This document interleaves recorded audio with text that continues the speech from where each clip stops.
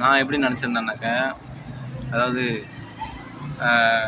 கண்ணியமாக இருக்கணும். முடிஞ்ச வரைக்கும் நம்மளால் வந்து எந்த அளவுக்கு கண்ணியமாக இருக்க முடியுமோ இருக்கணும். ஏன்னா நம்ம வீட்டாளுங்க அந்த மாதிரிலாம் இருந்திருக்காங்க அப்படின்னு சொல்லிட்டு இருப்பேன். ஆனால் இவங்க எல்லா பேரும் மறைமுகமாக பிரச்சனை உண்டு பண்ணுற எப்படி இருக்கேன்.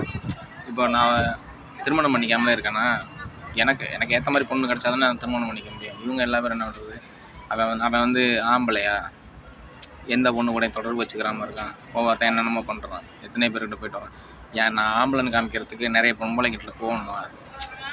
என்னுடைய வைராக்கியம் என்னன்னாக்கா, நம்ம இன்னொரு பொண்ணுங்கிட்ட போய் தான் நம்ம ஆம்பளைன்னு காமிக்கணுமா அப்படிங்கிற மாதிரி நான் நினச்சிட்டு இருந்தேன். ஆனால் இவங்க எல்லா பேரும் மறைமுகமாக இதே மாதிரி பிரச்சனைலாம் உண்டு பண்ணிகிட்டே இருந்தாங்க. ஒவ்வொரு தடவையும் பார்த்தோம்னாக்கா இதே மாதிரி பிரச்சனைகள் தான் உண்டு பண்ணுவாங்க. எதுக்காச்சும் ஒன்றுனாக்கா நீ ஆம்பளையான்னு கேட்குற. எங்கள் அம்மாவும் இதே மாதிரி தான் என்னை அசிங்கப்படுத்திகிட்டே இருக்கும். ஏன் பயப்படுற, உனக்கு வந்துட்டு உன்னால் முடியாதா அப்படிங்கிற மாதிரி பேசும் எங்கள் அம்மாவும்.